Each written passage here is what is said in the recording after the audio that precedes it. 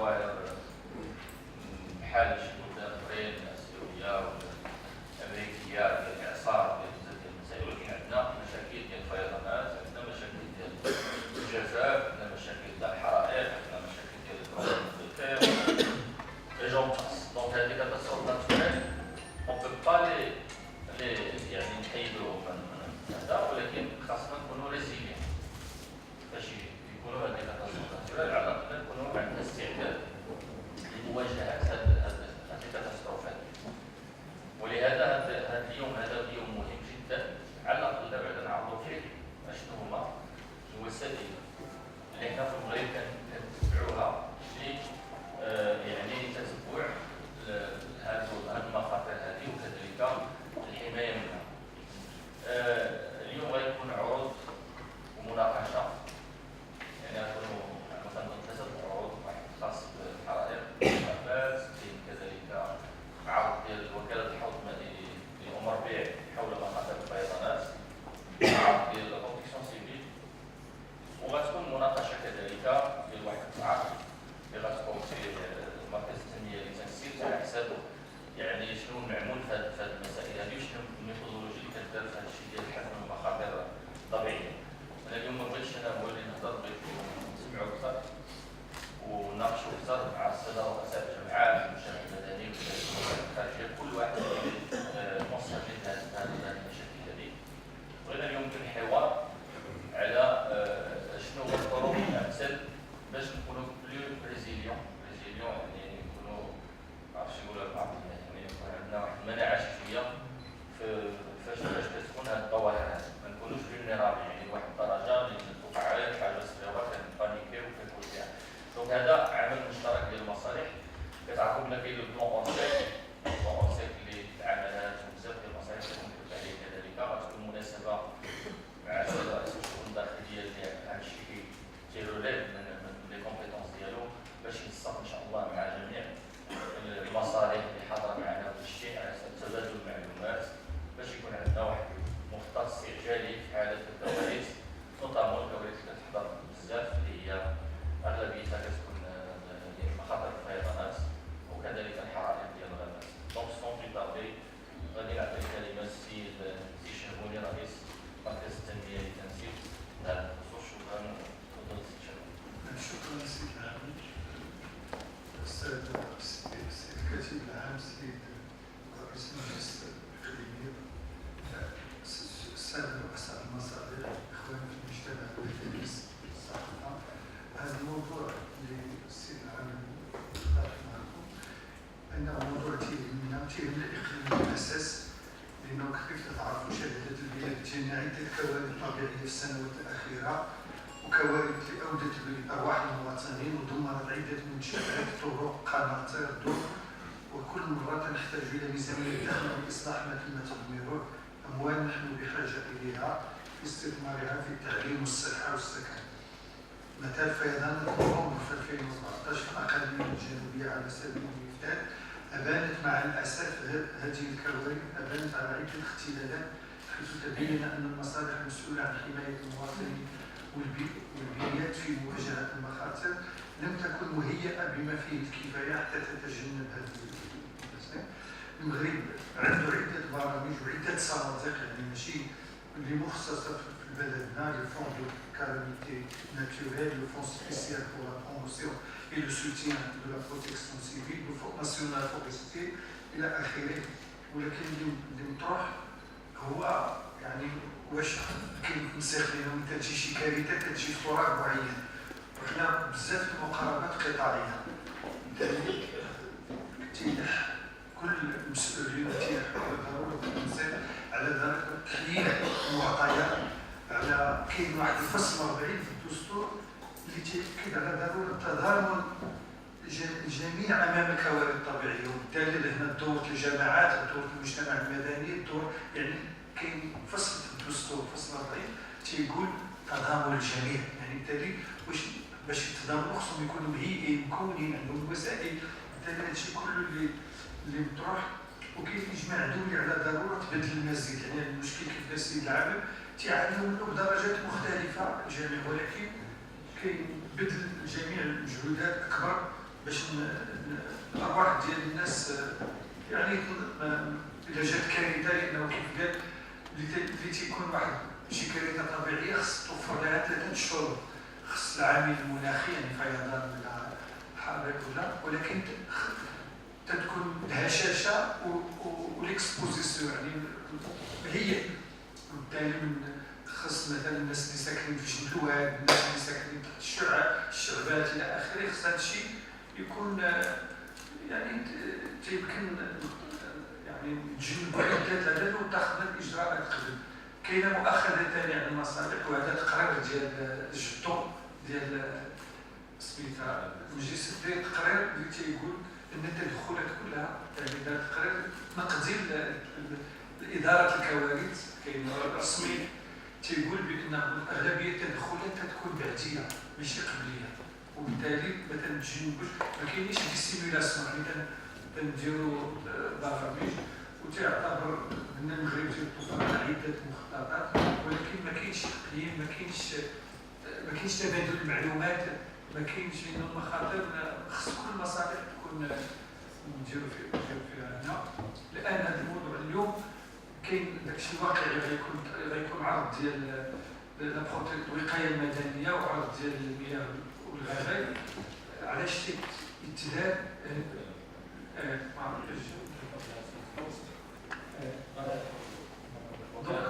هاد الناس اللي في التيران اللي عندهم مسؤوليه، وغيكون تدخل ديال المركز ديال الاستاذ على اش تيدار عالميا، يعني فين وصلوا واش كاين واحد الامم المتحده دايره مجموعه الاسئله اللي تطرحها على جميع الفاعلين على اساس هما يديروا تقييم راسهم، واش عندهم الوسائل، واش كاين تكوين كافي الى اخره باش يمكن يتطوروا دائما وتشوفوا الخبرات الدوليه اللي كاينه دوكا هو على اساس من بعد. وهذا مع الاسف هذا تيجيو المغرب تقارير ولكن ماشي ما تيعمروش المعنيين، يعني رؤساء الجامعات المصالح المعنيه تيكون في الوزاره عده تيعمروا تقديريا وصافي، ماشي بالتالي خص تضافر كل جهود هنا، حضور رؤساء الجامعات والمجتمع المدني ولا باش يكون ذاك التدخل اللي تيعوزنا، هو ذاك التدخل ديك الساعه، تدخل القرب ويمكن نقدروا فيه بزاف ماشي نقصنا هذه الاداره المركزيه ولا الاداره الاقليميه.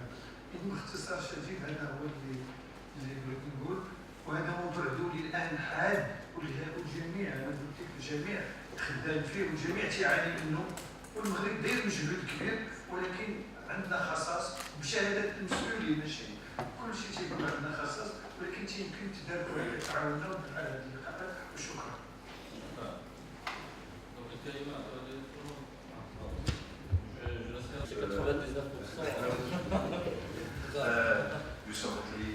أنا لا أتكلم اللغة العربية كثيرا لأن هذا الموضوع أصلا كل شيء بالعربية، لذلك اسمح لي أن أتكلم بالفرنسية. Monsieur le gouverneur, président du Conseil national, directeur du service extérieur, mesdames et messieurs élus et mesdames et messieurs de la société civile.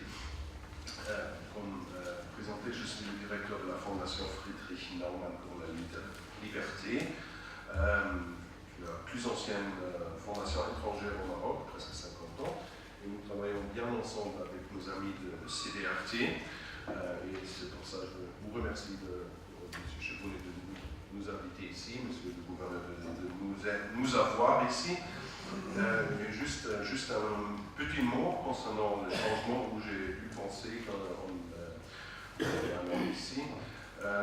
Le changement, qui va quoi changer? J'ai dû penser au Soufi Bayezid Bistami, un Soufi perse du 9e siècle, qui, dans sa prière au Dieu, demandait, quand il était jeune, c'est ça qu'il raconte lui-même, je veux changer tout le monde. Mon Dieu, aide-moi à changer le monde. Il fait ça dans chaque prière jusqu'à presque la moitié de sa vie. Et puis il se rend compte qu'il ne peut pas changer tout le monde. Finalement, il demande, mon Dieu, aide-moi à changer ma famille. Ouais. Il continue à faire ça presque pour le reste de sa vie. Et vers la fin de sa vie, il se rend compte qu'il n'est même pas capable de changer sa famille. Donc il demande désormais dans la prière, mon Dieu, aide-moi à changer moi-même. Et là, Dieu lui répond, mais ça, tu aurais dû demander quand tu étais jeune. Maintenant, c'est trop tard. Nous avons tous, en fait, une responsabilité. Et le seul endroit où on peut le faire, c'est nous-mêmes, de changer nous-mêmes pour prendre cette responsabilité. Dans les changements climatiques, c'est soit on ne prend pas la voiture, mais on prend l'autre moyen de transport pour diminuer. C'est un petit truc, mais c'est ça, en fait, mon cercle d'influence où je peux faire quelque chose. Plus on a du pouvoir, plus qu'on a des fonctions, plus on peut changer des choses, on a plus d'influence parce qu'on nous a donné ces pouvoirs, surtout à travers les citoyens. Donc là, il y a plus de responsabilité et plus d'influence, un cercle d'influence agrandi pour le prendre. C'est tout ce qu'on peut faire, mais si tout le monde le fait, c'est en fait le changement complet du monde. Ouais. Si tout le monde prend sa responsabilité en ça. Nous sommes une fondation libérale et c'est ça en fait le libéralisme, le noyau, c'est-à-dire liberté liée avec la responsabilité, parce que la liberté est toujours liée à la responsabilité, un fait que beaucoup de gens n'aiment pas, ils aiment bien la liberté, mais pas la responsabilité avec. Et c'est inséparable, et pour ça, chacun pense à soi-même, prend sa responsabilité qui est venue avec sa liberté, et ensemble on va arriver à faire un progrès après l'autre. Je vous remercie et je vous souhaite une bonne journée fructueuse. Merci bien. Merci beaucoup. Donc sans tarder, j'ai laissé la parole à Madame Nawal Moustem, qui est la directrice des eaux et forêts.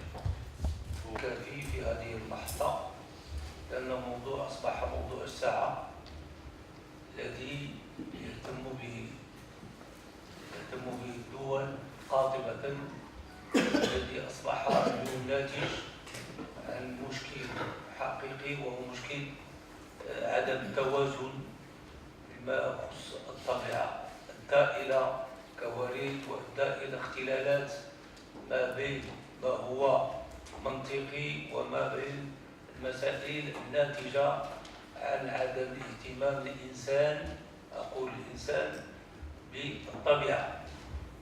هذا الموضوع أصبح يتطلب منا كثيرا الحيطة والاهتمام من أجل نهج سياسة قبلية ولا سياسة بعدية. قبلية من أجل أخذ جميع الاحتياطات وتفادي الكوارث التي قد تنجم على هذه المسائل التي أصبحت من باب قواعد كانت استثناء بالأمس، ولكن اليوم مع الأسف أصبحت قاعدة في مختلف جميع أنحاء العالم. فهذا الاهتمام بهذه القضية اليوم يكفأ بي شخصيا باسم الساكنة. أنا أشكركم السيد العامل على حضور هذا الاجتماع، وأشكر الذين يتدخلون في هذا الموضوع من أجل تحسيس سكان الرحامنة من المسؤولين والسكان ورجال السلطة على هذا الموضوع اهتمام حتى نعطيه الأهمية الكافية من أجل الاحتياط وإلى البارتيسيباسيون داك البلان دو الأورسيك. فسنجند الإنسان الرحماني من أجل الاحتياط، وإذا خططنا أكثر وأخذنا الحيطة أكثر سنكون ساهمنا بطبيعة الحال في محاربة هذا الجانب الذي أصبح يشكل هاجسا لجميع سكان الرحمة. فمن جديد أشكركم السيد العامل وأشكر المسؤولين الذين انخرطوا في هذا الموضوع، وآمل بأن ننجح إن شاء الله وأن نكثر من هذه المحطات وأن نعمم الفائدة إلى مختلف السكان. وشكرا. كلمة السيد المدير. احترام السيد رئيس السي دي اف تي، Monsieur le directeur de la Fondation chefs de service extérieurs, messieurs les agents d'autorité, aimable assistance, également la presse et la société civile. Donc, en ce qui concerne la présentation sur les catastrophes naturelles et le cas de la sécheresse et la désertification et des incendies de forêt, en fait, j'ai estimé que c'est intéressant quand même de partager le souci de la désertification qui est considéré également en tant qu'un problème majeur et une catastrophe naturelle qui se manifeste à moyen ou à plutôt court, moyen et long terme. En ce qui concerne la sécheresse et la désertification et sa relation avec les changements climatiques, donc en fait, grâce à la situation privilégiée que connaît le Maroc et son climat particulier ainsi que ses reliefs qui abritent un couvert végétal qui est riche, notre pays il est placé dans une position très importante en matière de biodiversité. Il est le deuxième après la Turquie au niveau du bassin méditerranéen. Et ceci donc ressort à travers que sur les 9 millions d'hectares de forêts ou d'espaces naturels qui existent au niveau du Maroc, on a environ 2,5 millions d'hectares qui sont placés en tant que sites d'intérêt biologique et écologique vu la diversité qui existe, que ce soit une diversité floristique ou faunistique. Et on se retrouve avec 154 sites d'intérêt biologique et écologique à l'échelle nationale. Cette diversité, elle est à la fois riche mais également menacée et fragile, puisque 93% de notre territoire national il est soumis à un climat aride à semi-aride et subit les effets des changements climatiques. Ceci se répercute certainement sur, ou se manifeste certainement par des phénomènes tels que la longueur et la récurrence des années de sécheresse et conjugués aux facteurs anthropiques, on se retrouve avec des changements qui sont très importants même sur les ressources naturelles, notamment l'eau. Donc au niveau de la province de Hamna par exemple, on a des ressources en eau qui sont très limitées et qui sont surexploitées compte tenu des exploitations des terres qui existent. Ceci donc engendre, en plus des facteurs anthropiques qui existent, une certaine sensibilité à la désertification, qui se manifeste par une forte dégradation des terres, donc on a une érosion hydrique qui est très importante, et qui se manifeste par également une réduction de la capacité des retenues d'eau ou des barrages, et en plus de la dégradation des terres, la dégradation de la biodiversité et la manifestation des phénomènes hydrométéorologiques extrêmes. On a également une réduction du couvert végétal lié à des pratiques ancestrales au niveau de certaines zones, notamment en Hamna. On se retrouve avec un couvert végétal qui ne dépasse pas 3%. Et aussi, 55 ou plus que 55% de notre territoire national, il est très sensible à la désertification et par conséquent très sensible aux phénomènes hydrométéorologiques extrêmes. Et au niveau de Hamna, on est parfois à 90% de sensibilité à la désertification. Et si on voudrait comprendre un peu les liens de cette désertification avec les changements climatiques, on a une réduction des quantités de pluie qui tombent chaque année, avec un gradient de 5 à même 50%. Et on a une augmentation de la température de 2 à 5%. Ceci, en fait, engendre une migration des bioclimats. On a tendance à avoir des bioclimats beaucoup plus arides et une réduction des bioclimats humides à subhumides, ainsi qu'une migration des espèces. C'est-à-dire que les espèces qui contenaient ou qui occupent actuellement les moyennes altitudes ou les basses altitudes, ils ont tendance à migrer. On a tendance à l'installation de la désertification dans la basse altitude. Ceci fait que les plus grandes menaces des changements climatiques seraient l'implication de ces phénomènes ou l'amplification de ces phénomènes extrêmes à travers plusieurs phénomènes, à travers plusieurs explications qu'on verra par la suite. Et ceci donc a des conséquences à la fois physiques et climatiques, mais également sur l'homme et plus particulièrement à travers les phénomènes hydrométéorologiques extrêmes. Pour le programme d'intervention qui est beaucoup plus un programme de prévention et de lutte que d'intervention urgente en matière de désertification. On a le cadre d'intervention internationale qui est la Convention des Nations Unies sur la lutte contre la désertification adoptée en 1994, ratifiée par le Maroc en 1996 et mise en œuvre en 1996 également avec une adhésion de plus de 190 pays. Et au niveau national, on a un plan d'action national de lutte contre la désertification qui a été mis à jour dernièrement et qui a identifié 8 zones homogènes écologiquement où la province de Hamna se situe au niveau de la zone 5 qui est à dominance de sol peu profond à profond en bioclimat semi-aride à aride destiné aux cultures intenses et expansives. Et donc toute intervention pour un programme de prévention et de lutte contre la désertification devra agir en tenant compte des facteurs décennaux, la lutte contre la désertification avec la restauration des écosystèmes naturels, la conservation et la valorisation de la biodiversité et du patrimoine naturel et la valorisation économique des écosystèmes forestiers. Nous avons une carte des interventions importantes au niveau de la province pour lesquelles on a le premier accès renforcé, la réhabilitation des espaces boisés par l'intensification des plantations. Nous avons donc un programme de plantation de plus de 15 000 hectares, donc plus 300 hectares de reboisement forestier et 11 000 hectares d'amélioration pastorale et une sylviculture paysagère, ceci dans un objectif de doubler le couvert végétal et donc de doubler la protection des terres et l'amélioration de la productivité.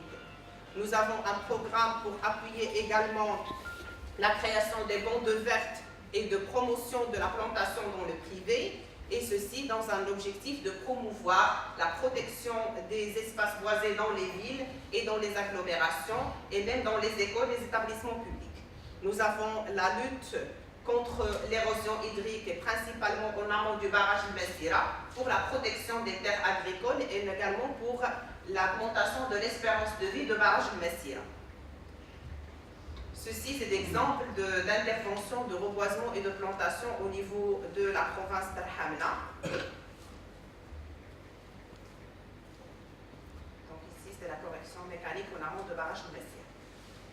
Pour ce qui est des incendies de forêt, le plan de prévention et de lutte contre les incendies de forêt, il est régi par le DARIER de 1917 sur la conservation et l'exploitation de forêt et la circulaire interministérielle de 2005 ainsi que la circulaire des forces armées royales.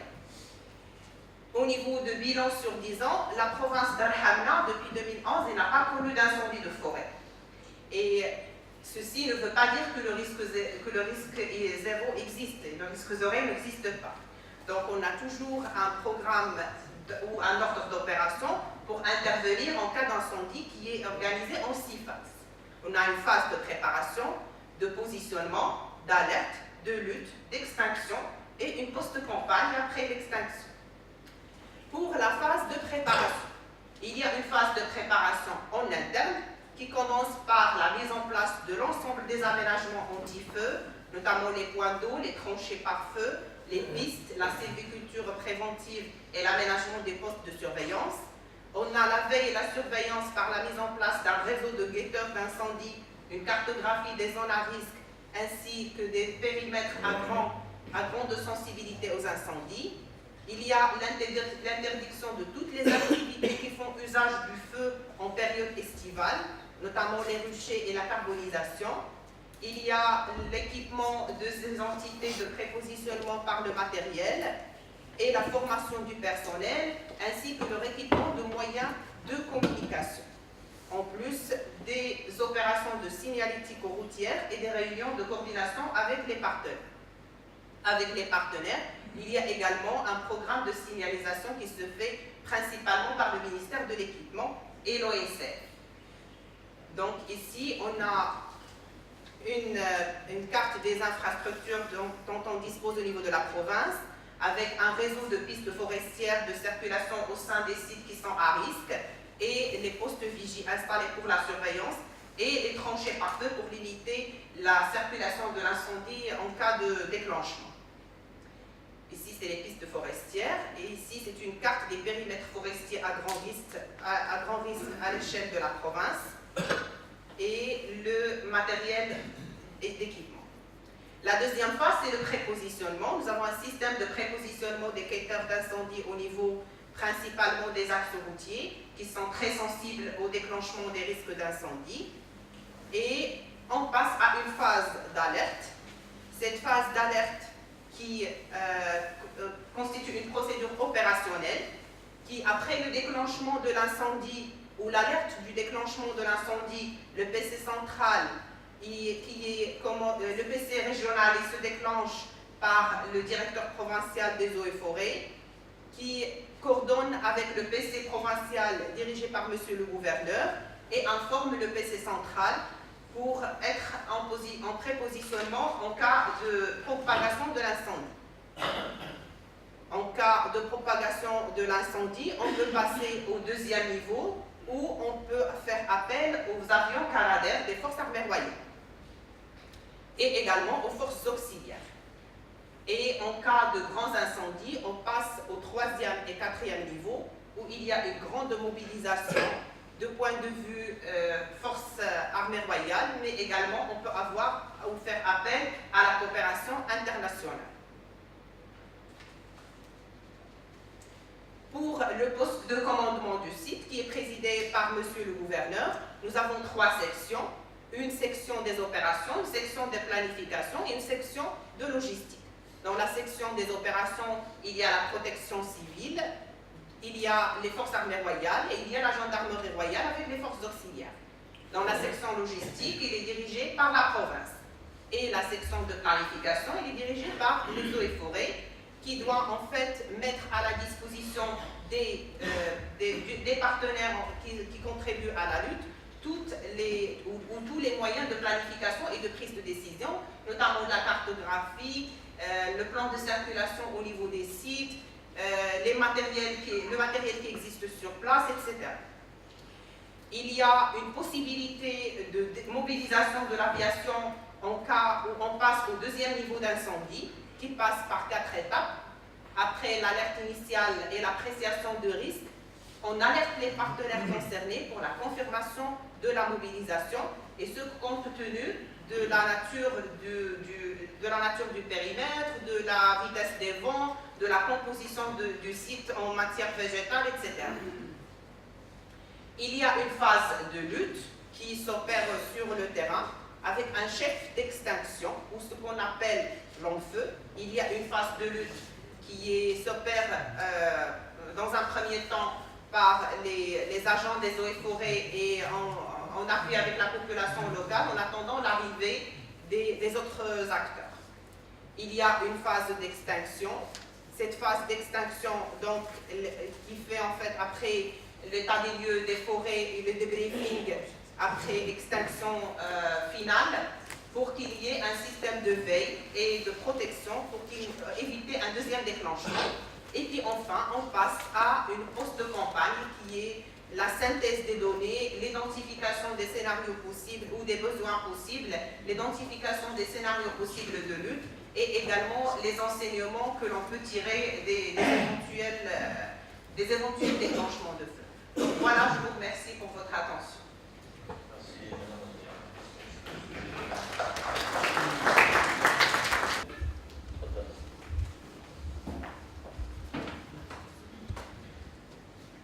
Merci, Madame شكرا سيد العميد سيد الكاتب العام. شكرا سيد العميد سيد الكاتب العام سيد رئيس المجلس الاقليمي سيد رؤساء الجماعات ايها الحضور الكرام. العرض ديالي سأتناول في هذا العرض نظرا للأخطار المتعلقة أو المرتبطة بالماء،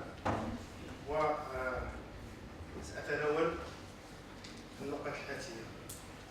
أولا سأقدم الحالة الهيدرولوجية كما كتعرفوا، لأن الوكالة كتقوم بتتبع الهيدرولوجي اليومي التساقطات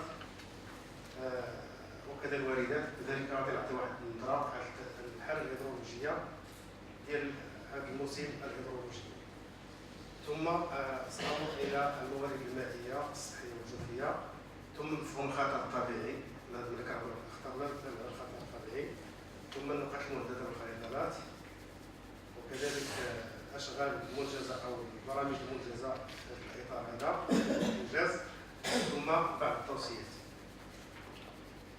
فيما يخص هذه السنه الهيدرولوجيه التي تنطلق من 1 شتنبر الى 28 اكتوبر يعني البارحه، فبالنسبه للحوض المربيع تم تسجيل تساقطات مهمه كيف ما كتلاحظوا في هنايا عندنا لوغو هو مربيع يعني مربيع علوي، عندنا زائد 57% ديال التساقطات مقارنه مع معدل سنوي عادي.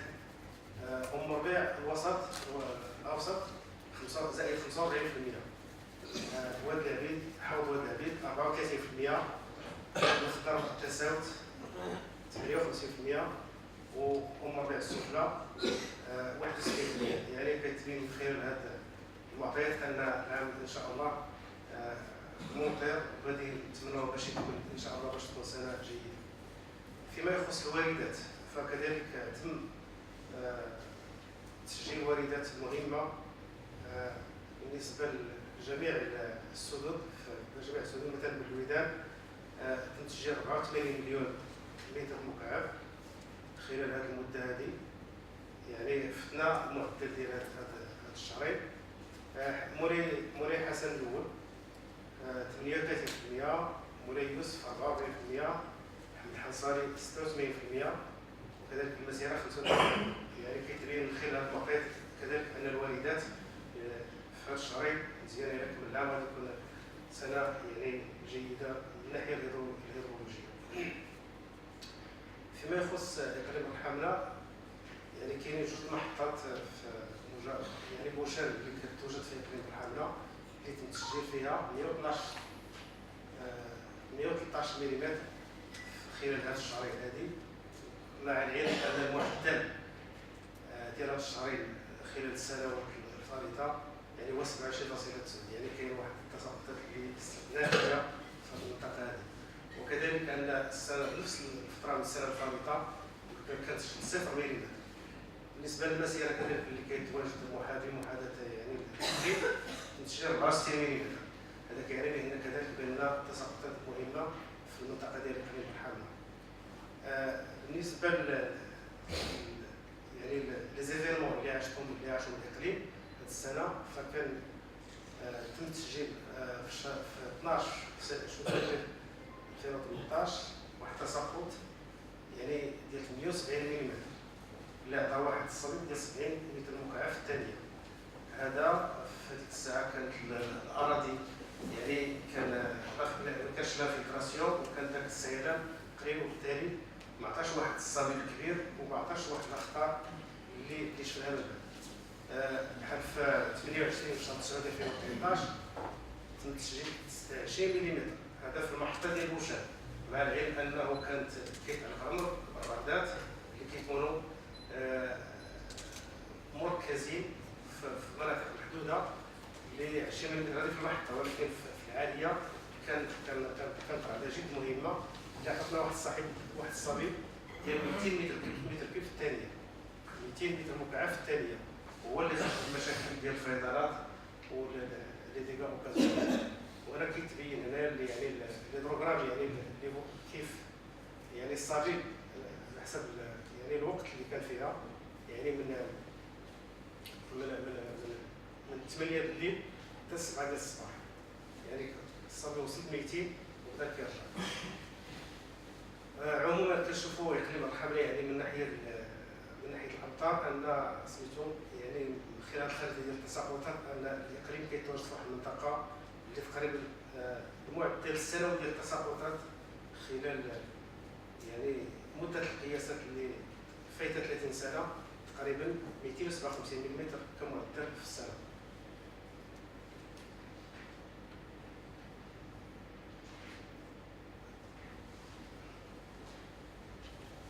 أما فيما يخص الخاصيات الهيدروغرافية فالإقليم كتمر منه واحد مجموعة ديال الأودية وشعاب كذلك ديال الروافد، خاصة روافد واد بوشان وواد فار التي تعرف سير موسميا يتسبب احيانا في الفيضانات نظرا لهذا الشكل يكون الوادي يعني موسمي.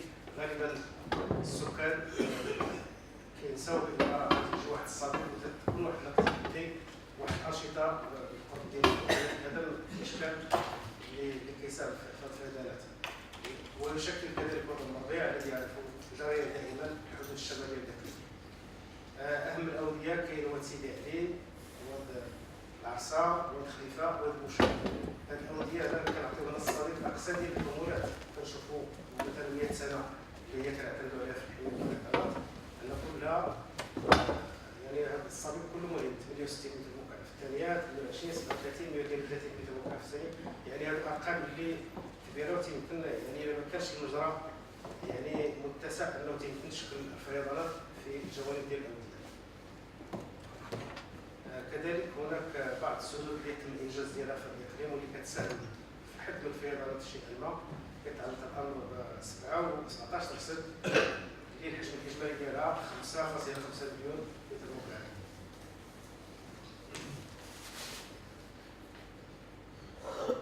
اما فيما يخص المياه الجوفيه فاهم يعني الطرقات المائيه اللي موجوده في الاقليم هي الطرقه ديال البحيره اللي كتمتد على واحد تقريبا الطول 125 كيلومتر وعرضا 25 كيلومتر. وهذه الطرقه كتعرف يعني واحد الاستغلال مفرط زياده على الجفاف و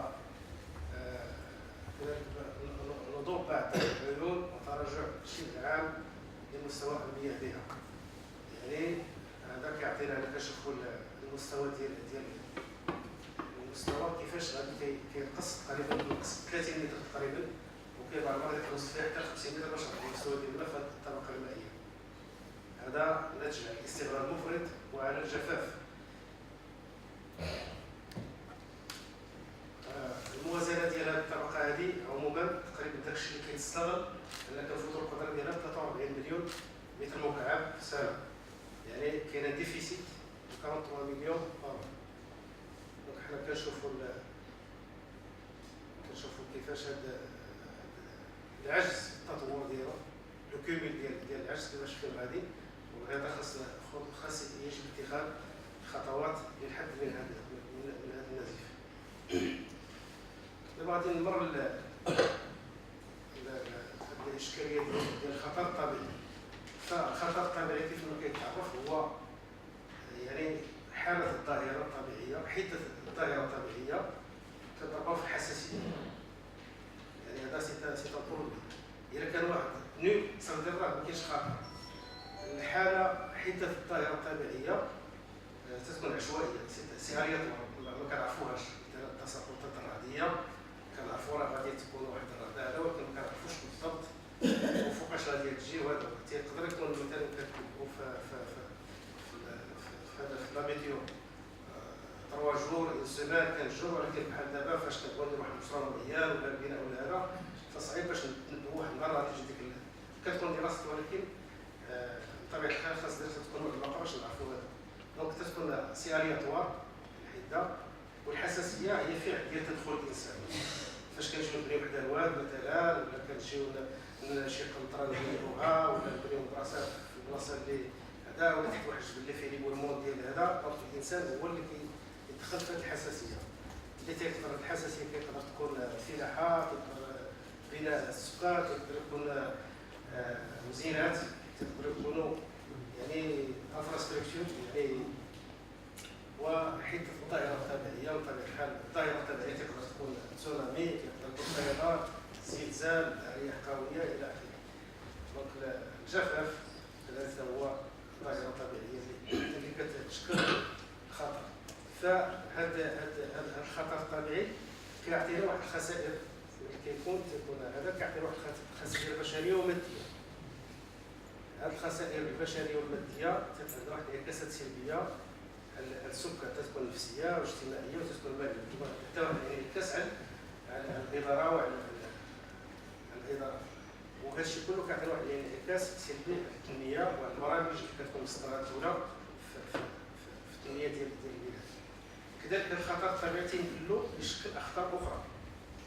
مثلا خطر الماء الفيضانات يمكن يحدث خطر طريق تعمل انقطاع الشبكات، وهنا عاوتاني كيصعب التدخل ديال الفرق التدخل، كيصعب التدخل باش يمكن يعني نعالجوا هذه الاشكاليه. مثلا الفيضانات اللي كانت في المحمديه راه كان الفيضان اللي عطانا في الاخر الحريق في المحمديه في لاسابير اللي عطى التنبوت، يعني كتعقد الامور. قالوا 50 مليون درهم اللي في الدراسه ديالها. هنا كاين بزاف ديال الطرق ديال التمويل، كاين شراكات غادي نديروا واحد الشراكه بين الوكاله على مدى 3 سنوات مع الجهه مع المدخلين، وكاين عاوتاني البروجي ديال حتى هو الشراكه ديال الفينونسمون ديال صندوق محاربه الظواهر الطبيعيه، الفون ناسيونال دو ليت كونتر لي كاتاستروف ناتورال اللي وجدت وزاره الداخليه. يعني خاص نوجدوا واحد جوج ملفات ديال واحد جوج ديال المراكز ونقدموهم جميع الوكاله والجماعه المعنيه، ونقلبوا على الشركاء باش هما كيمشيو في دابا دازوا ثلاثه ديال لي زابيل بروجي ديالنا. دابا راه قريبا يخرج له كاتريا، دونك نورمالمون هادي راه كانت فاش كيخرج له كاتريا نوجدوا واحد دو دوسيي ونتفقوا راه كيمشيو حتى 15 مليون درهم في لا بارتيسيباسيون ديالهم. دونك 15 مليون درهم الا كان لو دوسي بيان فيكسي راه نورمالمون كيقدروا. دابا سيدي وصل نوصل للشيء. دونك on va préparer un projet.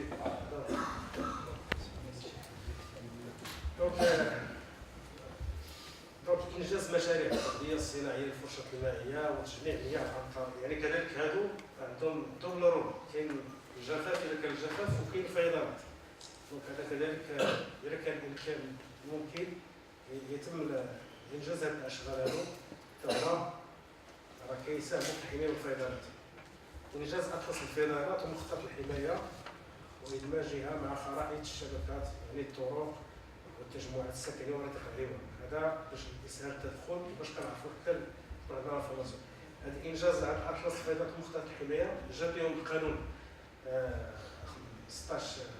33/15 قانون الماء الجديد اللي تم تعديله، ولكن مازال كنتسناو المراسم التطبيقيه، لان اش كنقولوا اطلس الفيضانات كيحدد 3 المستويات. كاين لو نيفو البي، كاين مويان، وكاين ريسك مويان، ريسك فيب، ريسك هو ريسك. دونك مازال خاص واحد المرسوم ديال التطبيقي اللي كيبين لنا اش كيعنيو كل نيفو باش يمكن نشرعوا في الانجاز على الاطلس. وكذلك مخطط الحمايه من الفيضانات المحليات كذلك هي كاينه في القانون، هي خاصه تدرس هذا، خاصه المراسم التطبيقيه باش يمكن ينجزهم الوكاله. وكيخرجوا بار دابا هذا المخطط هذا كيخرجوا بار تيخرجوا بيت اوفيسيال وتيكون اوبوزون، ماشي بحال قبل كنديروا الحمايه من الفيضانات وكنعطيو لي زيادات في الباب، كاين اللي كيدخلوا كاين اللي ما كيدخلوش، كاين يعني سي با اوبوزون، حنا غير كنعطيو بحال سيتامافي تكنيك. دابا غادي يخرجوا بار ديكري، غادي يخرجوا في البيت اوفيسيال وغادي يوليو اوبوزون بكل المهم. الحضور الكريم كل باسمه وصفته. بالنسبه للعرض اللي غنقدمو كيتعلق بالحمايه المدنيه وتدبير الجرائم الطبيعيه، اخطار الفيضانات نموذجات.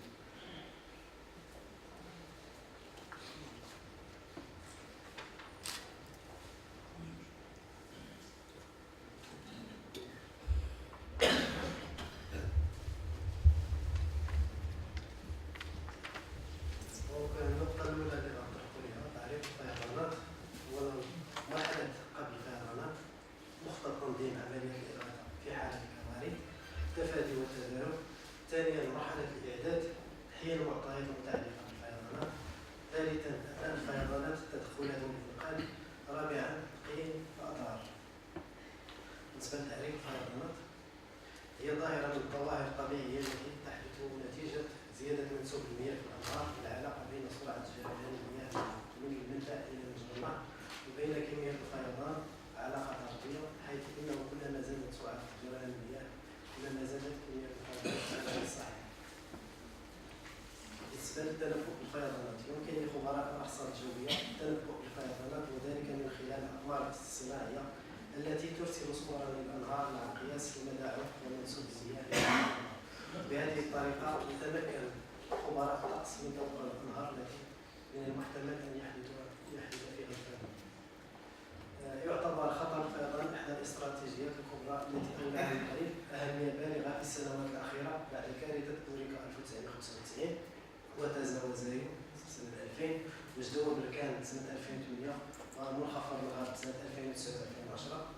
فجاء التشخيص العام الذي قامت به وزارة إعداد التراب الوطني والبيئة والماء سابقا والمتمثل في المخطط الوطني للوقاية من الفيضانات سنة 2002 كما سجل على المستوى القانوني والمؤسساتي صدور مجموعة من القوانين التنظيمية والتشريع لتدبير خطر الفيضان جاء بها كل من قانون الماء 1995 وقانون التعمير، غير أنه يسجل غياب قانون خاص بالأخطار الطبيعية. وقد تبعت هذه المنجزات القانونية مجموعة من العمليات الميدانية الهادفة إلى الحد من خطر الفيضان في عدد من المدن كبناء السدود التلية والقنوات الخاصة بتصريف المياه المطرية كما كان ذلك في مدينة محمدية فاس بركان ووجدة وباقي المناطق. بالنسبة لأسباب حدوث الفيضانات، أولا إزالة مساحات واسعة من الغابات حيث أن الغابات كانت تقع على منابع الأنهار والتي تستهلك كميات كبيرة من المياه وبالتالي تنخفض كمية المياه المستهلكة من النهر. وأيضا نتيجة اقتلاع أشجار الغابات تفككت التربة وانجرت بين مجاريها وبذلك تم إزالة العوائق التي كانت تساهم في عرقلة سرعة تدفق النهر. ثانيا حدوث هزات أرضية في قيعان البحار. ثالثا انصباب جديد في الأنهار بعد انصهاره. رابعا العواصف القوية والأعاصير. خامسا حدوث زيادة في مستويات هطول الأمطار. سادسا انهيار السدود التي تختزن كميات كبيرة من المياه. سابعا حدوث تغيير في ضغط المياه حسب المحيطات. بالنسبة للخسائر الفيضانات، تؤثر الفيضانات على جميع مناحي الحياة سواء الإنسان أو الزراعة. المدينة التي يلحق بها فيضان لا تعود الحالة الأولى إلا بعد مضي زمن طويل، وتسبب الفيضانات خسائر بشرية كبيرة نتيجة حدوث عدد كبير من الوفيات نتيجة الغرق أو الصعق بالتيار الكهربائي أو من خلال الأوبئة والأمراض التي تنتشر نتيجة تلوث المياه وتحولها إلى مياه غير صالحة للشرب. تلحق أضرارا كذلك بالمنشآت الفنية والمراكب الحيوية، كما تتسبب الفيضانات في حدوث مجاعات في الدول وذلك نتيجة قلق المحاصيل الزراعية وبالتالي تلفها. وعلى الرغم من أضرار الفيضانات الكبيرة هذه إلا أنها بالمقابل تقوم بتغذية خزانات المياه الجوفية البشرية واللوجستيكية التي توفر عليها المصالح الداخلية والخارجية في الإقليم، الوقاية المدنية، الصحة، الهلال الأحمر المغربي، الإنتعاش الوطني، الشرطة، الضرائب الملكي، الجماعات المحلية إلى آخره. وتكمن أهمية مخطط تنظيم عمليات الإغاثة لا يدخل أو أهمية مخطط تنظيم عمليات الإغاثة لا يدخل حيز التنفيذ إلا في حالات الضرورة القصوى للتدخل بالتنسيق بين هذه المصالح. ويتم تفعيل مخطط تنظيم عمليات الإغاثة عبر المراحل التالية. أولا الإنذار، دور الشاهد. أي شخص يكون شاهد على وقوع فيضانات يتوجب عليه في أسرع وقت ممكن إخبار أقرب مركز للوقاية المدنية، الأمن الوطني أو الترك الملكي عن طريق الوسائل المتوفرة 15 15 19 77. دور مركز الوقاية المدنية، فور تلقي البلاغ بوقوع فيضانات يتم بعث فرق الإغاثة والإنقاذ إلى عين المكان مع إعلان الأمر الوطني والترك الملكي والسلطة المحلية. دونك مباشرة بعد إرسال فرق الإغاثة والإنقاذ يتم إبلاغ عامل صاحب الجلالة على الإقليم وإن تعذر ذلك الكاتب العام للعمالة من طرف القائد الإقليمي للوقاية المدنية. يتولى القائد الإقليمي للوقاية المدنية مسؤولية الحضور إلى عين المكان لتقييم الوضع وتقديم عرض حادث للعامل صاحب الجلالة، إما لتفعيل مخطط تنظيم عملية الإغاثة أو لعدم تفعيله إن لم يستدعي ضرورة ذلك. دور الأمن الوطني والترك الملكي، فور إخبار المصالح الأمنية من طرف الشاهد تتوجب على هذه الأخيرة بعد فرق التدخل لتقديم تقرير أولي عن الوضع. يتم إخبار كل من الوقاية المدنية والسلطة المحلية المالية بالحادث. دور عامل صاحب الجلالة على الإقليم. يبقى تفعيل مخطط تنظيم عملية الإغاثة في حالة الفيضانات مثلا ضمن صلاحيات واختصاص سيد عامل صاحب الجلالة على الإقليم، وهو الذي يقوم بالإنذار ويكون عامل ويعم جميع المصالح الداخلية والخارجية أو جزئي ويعم بعض المصالح فقط دون غيرها. قرار عامل صاحب الجلالة لتفعيل المخطط يكون مبني على تقرير القائد الإقليمي للقائمة المدنية الأمن الوطني والدرك الملكي المتواجدين في أي مكان. السيد العامل يأخذ بعين الاعتبار المعطيات التالية: طبيعة وحجم الفيضانات، نسبة الساكنة المهددة، الممتلكات، دور السكن، المؤسسات الاقتصادية والاجتماعية الخاصة والعامة المهددة بالفيضانات، وسائل الإغاثة المتوفرة، الحاجيات فيما يتعلق بالتعزيزات في وسائل الإغاثة، الحيز الزمني المتوقع للفيضانات. ثالثا العمل بمخطط تنظيم عملية الإغاثة. بعد تجميع المعطيات الضرورية عن حجم وأضرار الفيضانات يتولى عامل صاحب الجلالة على الإقليم منطقة آخر بالكوبا العمل بالمخطط ويتم إعلان وزارة الداخلية إدارة العمل والقائمة المدنية وعند الضرورة عمال الأقاليم المجاورة منطقة باء لاتخاذ التدابير الاحترازية اللازمة وإرسال الإمدادات. بالنسبة للعمل بمخطط تنظيم عملية الإغاثة يقتضي العمل بالإجراءات التالية. المرحلة الأولى اجتماع اللجنة الإقليمية للتتبع على مستوى المقاطعة العاملة، تجهيز وتعبئة وحدة التدخل. المرحلة الثانية اللجنة الإقليمية للتتبع تنقسم إلى قسمين: قسم ألف لجنة قارة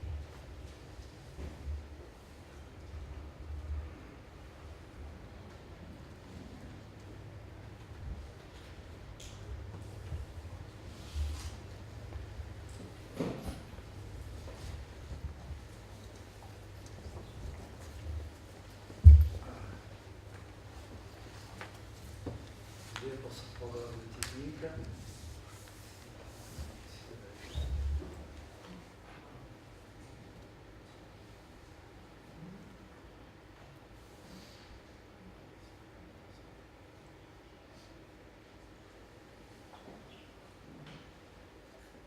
Bon.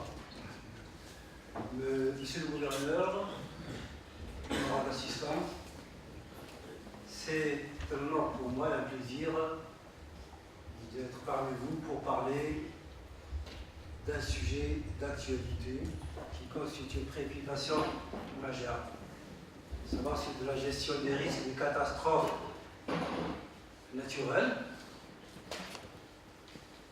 qui sont directement liées au changement climatique. C'est-à-dire qu'on ne parlera pas de catastrophes non liées au climat telles que les tremblements de terre, des catastrophes liées donc à des problèmes donc, de produits chimiques, etc. Alors donc la présentation, le travail qui reste sera divisé en deux parties. La première partie va vous rapprocher du risque naturel, des relations des risques avec le changement climatique et la différence entre les deux. Et puis une deuxième partie, elle sera pratique. On va voir, à partir d'un travail de groupe, qu'est-ce qui se fait effectivement au niveau de la pointe de Hamla. On va comparer ça avec ce qui est recommandé par le gouvernement international, c'est-à-dire les Nations Unies, en termes de gestion de risques de catastrophes naturelles. Bon, historiquement, la gestion, ou plutôt les risques naturels, ce n'est pas quelque chose de nouveau.